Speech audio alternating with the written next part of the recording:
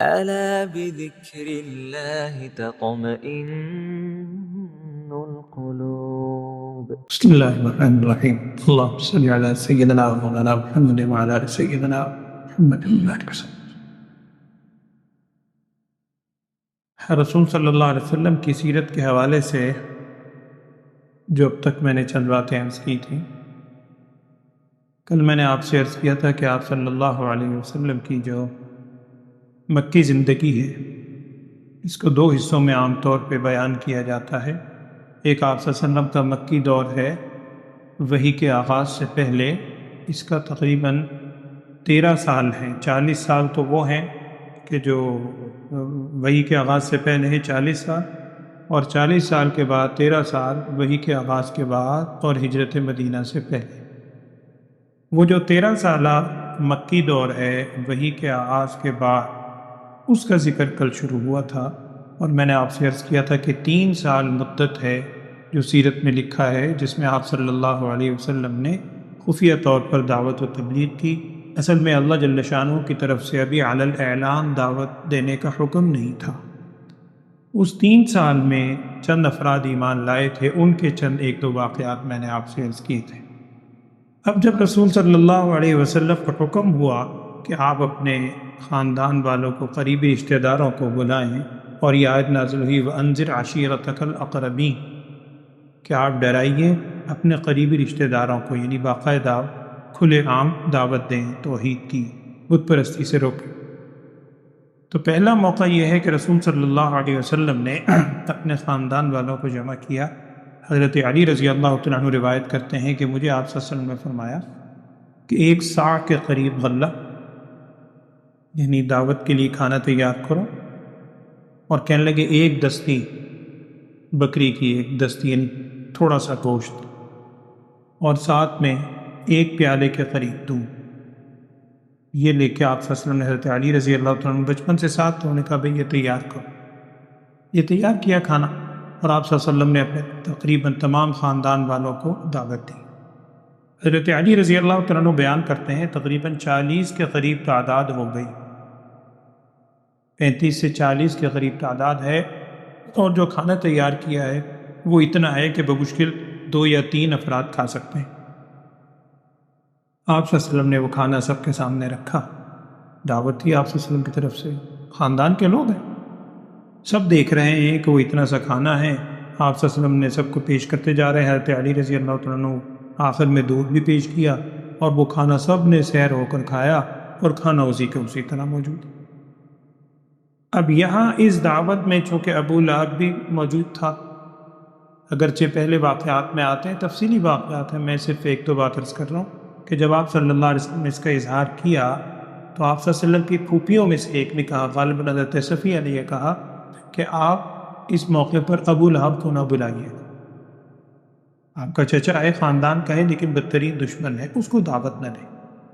لیکن آپ صلی اللہ علیہ وسلم نے جب سب کو بلایا تو لہب بھی آ گیا، اور اس موقع پر پہلا جو موقع تھا یہ خاندان والوں کو جمع کرنے کا، ابو لہب ایک دم کھڑا ہوا اور اس نے شور مچانا شروع کر دیا، محمد نے جادو کر دیا ہے صلی اللہ علیہ وسلم، تمہارے کھانے پر جادو کر دیا ہے، جادو کر دیا، یہ دیکھو اتنا سا کھانا پورا ہو گیا، اور شور پور مچایا۔ آپ صلی اللہ علیہ وسلم کو بات کرنے کی نوبت نہیں آنے دی۔ اس کے بعد آپ صلی اللہ علیہ وسلم نے دوبارہ سب کو جمع کیا، جمع کرنے کے بعد پھر یہ دعوت کا اہتمام کیا۔ اب نبی صلی اللہ علیہ وسلم نے ان کے سامنے یہ دعوت رکھی اور ساری بات ان کے سامنے پیش کی کہ یہ صورتحال ہے، یہ ہے، اور مجھے اللہ نے نبی بنا کر بھیجا ہے، اور دیکھو یہ بت پرستی چھوڑو، اپنے ہاتھ سے بناتے ہو اور کو پوجتے ہو، اس میں کون سی بلا خیر کی چیز ہے؟ یہ ساری باتیں ان کے سامنے رکھی۔ اب جب یہ سب باتیں ہوئیں تو بولا تو کوئی نہیں۔ آپ صلی اللہ علیہ وسلم نے ارشاد فرمایا کہ کون میرا ساتھ دے گا اس معاملے میں؟ خاموش۔ دوسری دفعہ اعلان فرمایا، تیسری دفعہ جب آپ صلی اللہ علیہ وسلم نے اعلان فرمایا کہ اس بت پرستی کے خلاف میرے ساتھ کون کھڑا ہوگا، تو ایک بچہ چھوٹا سا نوجوان کھڑا ہوا، حضرت علی مرتضیٰ رضی اللہ تعالیٰ عنہ، خاندان کہنے لگے میں آپ کے ساتھ دیتا ہوں۔ اس پر خاندان کے دوسرے بڑے لوگوں نے ہنسنا شروع کر دیا کہ چھوٹا سا بچہ ہے، یہ ساتھ دے گا ان کا، یعنی اس کو انہوں نے زیادہ سنجیدہ نہیں لیا، لیکن یہ آپ صلی اللہ علیہ وسلم کی دعوت عمومی طور پر لوگوں میں پھیل گئی۔ اب یہاں سے جب اٹھ کے گئے تو ہر شخص بات کرتا ہوا گیا، کوئی تعجب کا اظہار کر رہا ہے، کوئی غصے کا اظہار کر رہا ہے، کسی کے دل میں عقیدت و محبت ہے، کوئی سوچ رہا ہے کہ ایسی ہستی جن سے کبھی جھوٹ کا تصور بھی نہیں ہے وہ اگر دعوت دے رہے ہیں تو کوئی بات تو ہے۔ یہ بات بھی واقعہ گزر گیا۔ پھر آپ صلی اللہ علیہ وسلم نے ایک موقع پر صفا پہاڑ کے اوپر آپ صلی اللہ علیہ وسلم تشریف لے گئے کوہ صفا پہ، اور وہاں جا کر آپ صلی اللہ علیہ وسلم نے اعلان کیا تمام قبائل کو، صرف اپنا قبیلہ نہیں، دیگر قبیلوں کو آپ صلی اللہ علیہ وسلم باقاعدہ نام لے لے کے ان کو بلایا۔ اور سیرت نگار لکھتے ہیں کہ اس موقع پر سارے قبیلے تقریباً مکے کے بڑے بڑے ان کے لوگ آئے، اور اگر کوئی نہیں آ سکا انہوں نے اپنے کسی نمائندے کو بھیجا کہ دیکھو محمد صلی اللہ علیہ وسلم کیوں بلا رہے ہیں۔ پہلی دفعہ اسے اتفاق، آپ صلی اللہ علیہ وسلم صفا پہاڑ پہ کھڑے میں ہیں، ایک جانب وہ لوگ کھڑے ہیں، آپ صلی اللہ علیہ وسلم پہاڑ کے اوپر ہیں۔ نبی صلی اللہ علیہ وسلم نے اگرچہ سب آپ کو سچا مانتے تھے، اپنی صداقت کے بارے میں پھر یقین دہانی کروائی اور یہ الفاظ کہے کہ دیکھو میں پہاڑ کے اوپر کھڑا ہوں، تم ادھر نیچے ہو، میں پچھلی طرف بھی دیکھ رہا ہوں، تمہیں پچھلی سمت کا پتہ نہیں ہے۔ اگر میں تمہیں یہاں اس وقت کہوں یہاں کھڑے ہو کر کہ پچھلی سمت سے بہت بڑا ایک لشکر تم پر حملہ آور ہو رہا ہے، کیا میری بات مانو گے؟ سب یک زبان ہو گئے، کہنے لگے بالکل مانیں گے 100%، کیونکہ آپ جھوٹ کا آپ سے تصور ہی نہیں ہے، اور اب تو آپ کی عمر اتنی ہو چکی بچپن سے ہم نے کبھی نہیں دیکھا، آپ اگر کہہ رہے ہیں 100% مانیں گے۔ جب اتنا یقین دلا دیا آپ صلی اللہ علیہ وسلم نے اپنی صداقت کا، پھر رسول صلی اللہ علیہ وسلم نے اعلان فرمایا کہ دیکھو اگر تم مجھے سچا مانتے ہو، اگر میں کسی کے ساتھ بھی نعوذ باللہ جھوٹ بولتا تو تمہارے برادری کے ساتھ تو کبھی بھی نہ بولتا۔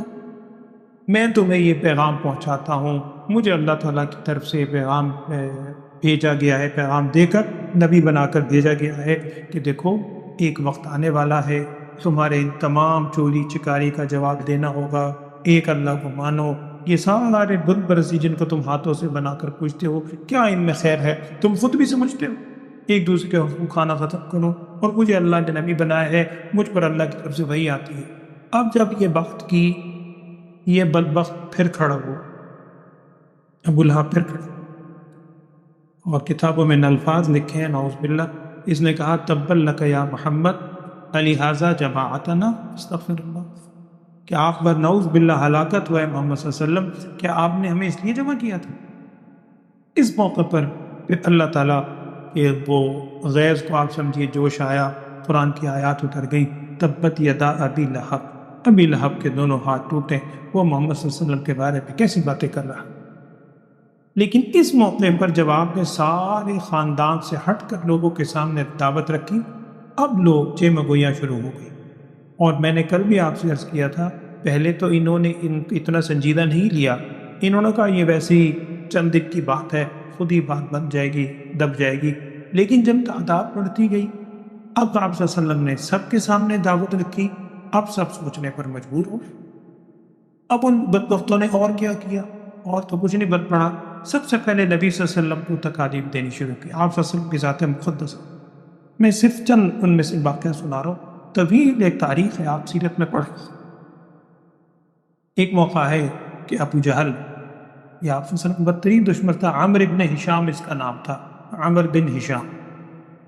یہ عامر بن ہشام نامی ابو جہل یہ آیا، اور اس نے آپس میں لوگوں سے کہا کہ دیکھو آج تم دیکھنا میں محمد صلی اللہ علیہ وسلم کا کام تمام کر دوں گا، نعوذ باللہ یوں کروں گا، ایسے کروں گا، وہ کروں گا۔ اور اس نے رات سے لوگوں سے کہا کہ ایک بہت بڑا پتھر پہلے سے رکھ لیا کہ میں صبح آپ صلی اللہ علیہ وسلم کا معمول پتہ تھا، آپ صلی اللہ علیہ وسلم یہاں آ کے نماز ادا کرتے ہیں، میں آپ کا پتھر پھینک،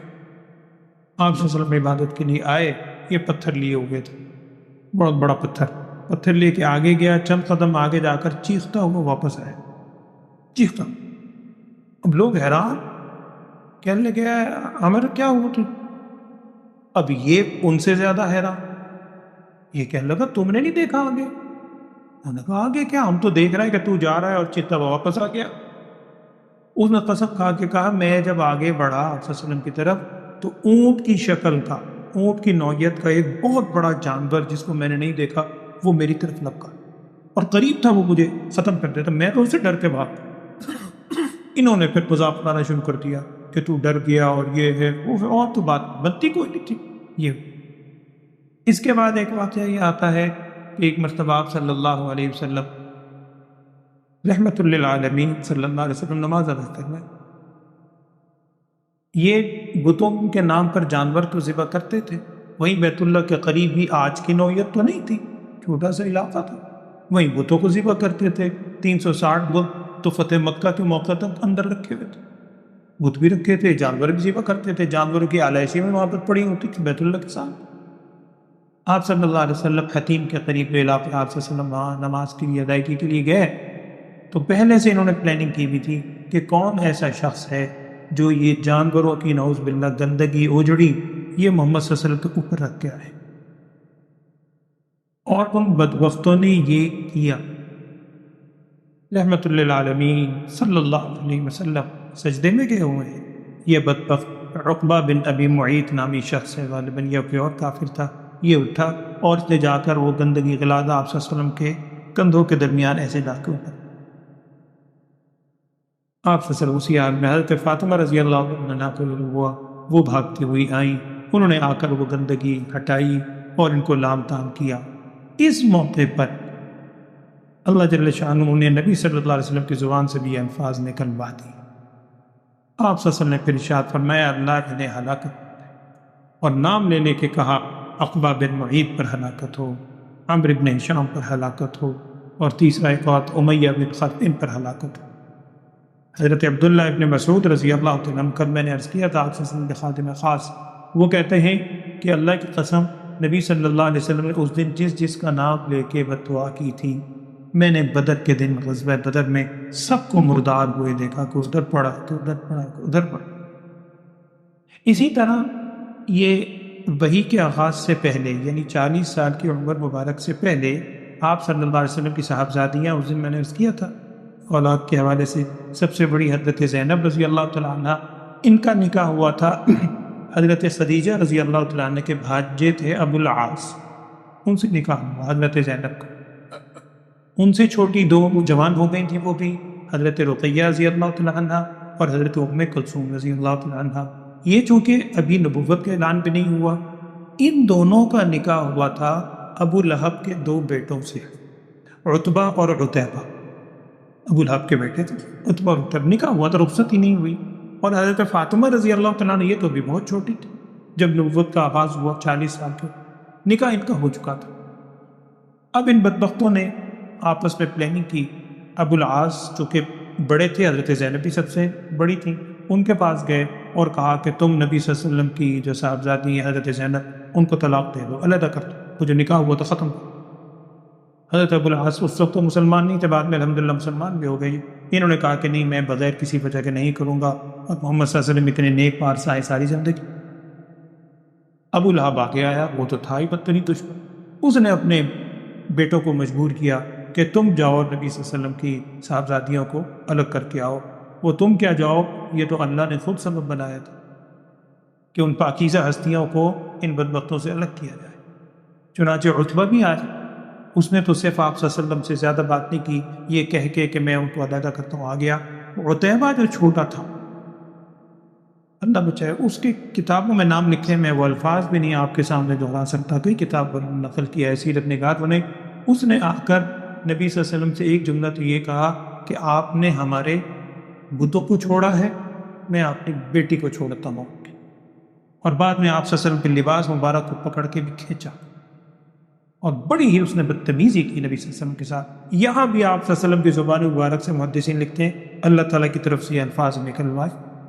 آپ صلی اللہ علیہ وسلم کی زبان سے الفاظ نکلے کہ اے اللہ، ایک تو روایت میں کتوں کے الفاظ ہیں، اے اللہ اپنے کتوں میں سے کسی کتے کو یا اپنے درندوں میں سے کسی درندے کو اس پر مسلط کر دے۔ اور وہ جب آپ صلی اللہ علیہ وسلم نے یہ الفاظ کہے، یہ بڑا غصے میں آیا، آ کر ابو لہب کو بتایا۔ اچھا، ابو لہب اور سارے لوگ جانتے تھے، وہی میں نے عرض کیا، جانتے پہچانتے تھے، مانتے نہیں تھے محمد صلی اللہ علیہ وسلم۔ اس نے جب الفاظ کہے تو ابو لہب ڈر گیا، اس نے کہا کہ نبی صلی اللہ علیہ وسلم، محمد صلی اللہ علیہ وسلم کی زبان سے الفاظ نکلے ہیں نا، تو اب تیری خیر ہے۔ اس حد تک سچائی کو سمجھتے تھے۔ کچھ دن کے بعد سفر پیش آیا، ایک تجارتی سفر تھا، ابو لہب وغیرہ یہ بھی ساتھ گئے۔ وہاں ایک جگہ جب انہوں نے پڑاؤ ڈالا تو قریب کے لوگوں نے کہا کہ یہاں پر درندے ہوتے ہیں ذرا جنگلی، تو ان سے ذرا احتیاط کریں۔ ابو لہب پہلے سے ڈرا تھا، اس نے قافلے والوں سے کہا کہ تم میرا بچے کے ساتھ تھا، اس کے بارے میں مجھے بڑا خطرہ ہے، ایسا کرو ان سب نے ارد گرد سارے لیٹ گئے، درمیان میں جو سامان کا ڈھیر لگایا، ڈھیر کے اوپر قتیبہ کو انہوں نے سلا دیا، لٹا دیا، خود ارد گرد حفاظت میں، کچھ جاگ رہے ہیں کچھ بیٹھے۔ اللہ کی شان ہے، وہ تو اللہ کا عذاب تھا۔ رات کے کسی پہر میں ایک درندہ آیا، یہ سو رہے تھے تقریباً سارے، آ کے ایک ایک کو اس نے سونگنا شروع کر دیا۔ اچانک وہ چھلانگ لگا کے اوپر آیا اور اس قتیبہ جو لیٹ رہا تھا اس کو پکڑ کے اس نے چیر پھاڑ کر کے 2 ٹکڑے کر دیے۔ اس حد تک وہ دیکھتے تھے، سب کچھ تھا، مانتے نہیں تھے۔ بس 1 منٹ ہے، میں ایک بات آخری اور آج کر دیتا ہوں، چونکہ خاصی بھی تفصیل ہے، وقت ہمارے پاس کم ہوتا ہے۔ ایک آخری چیز یہ ہے کہ یہ لوگ جب اس کے بعد حضرت ابو طالب کے پاس آنے شروع ہوئے، وہ اس کی تفصیل میں کل عرض کروں گا، پہلے 1 دفعہ آئے، دوسری دفعہ آئے، تیسری دفعہ کی بات میں بھی عرض کر دیتا ہوں وہ آج، تاکہ وہ نسبت ملے، اس کی مناسبت ہے کچھ اس حوالے سے۔ یہ آئے اور انہوں نے آ کر ایک نوجوان کو لے کر آئے ابو طالب کے پاس، اور کہنے لگے ابو طالب شاید آپ کو یہ خدشہ ہے، پہلے مطالبہ کیا تھا بھتیجے کو ہمارے حوالے کر دیں، اگر ہمارے حوالے کر دیں گے تو آپ سمجھتے ہیں کہ آپ کا یہ بڑھاپے کا سہارا بنے گا، ہم یہ نوجوان دیتے ہیں۔ اور نوجوان بھی کون تھا؟ حضرت خالد سیف اللہ، جنہیں آپ کہتے ہیں حضرت خالد بن ولید رضی اللہ تعالیٰ عنہ کے بھائی، عمارہ بن ولید، ولید کے بیٹے، ایک تو خالد بن ولید رضی اللہ، سیف اللہ وہ تو، ایک عمارہ بن ولید ان کا چھوٹا بھائی، بہت خوبصورت نوجوان۔ یہ لے کر آئے اور ابو طالب سے کہا کہ ہم ایک مطالبہ کرتے ہیں کہ یہ نوجوان آپ رکھ لیں اور اپنے بھتیجے کو نعوذ باللہ ہمارے حوالے کر دیں، تاکہ ہم ان کے ساتھ جو مرضی کریں۔ اگر آپ کو خطرہ ہے کہ جی آپ کے بڑھاپے کا سہارا، تو یہ نوجوان ہے، بڑا ہوشیار ہے، یہ آپ کے کام آئے گا۔ اللہ نے ظاہر تھا ابو طالب کی بڑی محبت تھی، تو ابو طالب نے بڑی بھرائی ہوئی آواز میں کہا کہ تم نے بہت بدترین فیصلہ کیا ہے، کیا تم چاہتے ہو کہ تمہارے ایک نوجوان کو میں پالنے پوسنے کے لیے اپنے پاس رکھوں، اور میرا جو بچہ ہے جس کو میں نے پال پوس کے یہاں تک پہنچایا ہے وہ مارنے کے لیے تمہارے حوالے کر دوں؟ جاؤ، یہ کبھی نہیں ہو سکتا۔ انہوں نے انکار کر دیا۔ اس کے بعد پھر ابو طالب کے بعد ایک دفعہ بھی آئے تھے، پہلے آ کر یہ کہا کہ آپ بیچ میں سے ہٹ جائیں، ابو طالب نے ان کو سمجھا بجھا کے بھیج دیا۔ پھر دوبارہ آئے ابو طالب کے پاس کہ دیکھیں آپ اپنے بھتیجے کو سمجھائیں، ہمارے بتوں کو برا بھلا نہ کہیں۔ یہ وہ وقت ہے جو آپ نے کتابوں میں بھی مشہور واقعہ سنا ہے، حضرت ابو طالب نے آپ صلی اللہ علیہ وسلم کو بلایا، اور بوڑھے بھی ہو گئے تھے، انہوں نے کہا کہ اے بھتیجے، یہ تمہارے قوم کے لوگ آئے تھے، یہ مطالبہ کر رہے ہیں کہ تم یہ کہنا چھوڑ دو، اور میں بھی بہت عرصے تک میں تمہارا ساتھ نبھا رہا ہوں، بوڑھا ہو گیا ہوں، اس قسم کے الفاظ کہے۔ نبی صلی اللہ علیہ وسلم کی آواز اس میں آتا بھرا گئی، اور آپ صلی اللہ علیہ وسلم واپس ہوتے ہوئے آپ سے ارشاد فرمایا، اے چچا، اگر یہ میرے ایک ہاتھ پر سورج، ایک ہاتھ پر چاند بھی لا کے رکھ دینا، یہ محمد صلی اللہ علیہ وسلم اس دعوت توحید سے کبھی پیچھے نہیں ہٹے گا، یہ ممکن نہیں ہے، یہ تو سچائی کی دعوت ہے۔ اور نبی صلی اللہ علیہ وسلم کو سیرت نگار لکھتے ہیں، واللہ اعلم، آپ صلی اللہ علیہ وسلم کو یہ خدشہ تھا، ذہن میں آیا کہ شاید ابو طالب بھی اب پیچھے ہٹ رہے ہیں، آواز بھرا گئی۔ جب آپ صلی اللہ علیہ وسلم مڑنے لگے تو ابو طالب نے آواز دی، بھتیجے ادھر آؤ، اور پھر کہا کہ نہیں، جو آپ کا دل کرتا ہے کریں، جب تک میں ہوں کوئی آپ پر ہاتھ نہیں اٹھا سکے گا، میں آپ کے اوپر کوئی آنچ نہیں آنے دوں گا۔ پھر ابو طالب نے سارے خاندان کو جمع کر کے وہ عہد لیا تھا، اور بعد کے واقعات پیش آئے تھے۔ الحمدللہ رب العالمین، اللہم صلی علی سیدنا و مولانا محمد وعلی آل سیدنا و مولانا محمد وبارک وسلم۔ اللہم ارنا الحق حقا وارزقنا اتباعه وارنا الباطل باطلا وارزقنا اجتنابه، اللہم وفقنا لما تحب وترضى واجعل آخرتنا خيرا من أولى يا أرحم الراحمين۔ اللهم إنا نسألك من خير ما سألك منه نبيك محمد صلى الله عليه وسلم، ونعوذ بك من شر ما استعاذ منه نبيك محمد صلى الله عليه وسلم، وأنت المستعان وعليك البلاغ، ولا حول ولا قوة إلا بالله العلي العظيم، وصلى الله تعالى على خير خلقه سيدنا ومولانا محمد وعلى آله وصحبه أجمعين۔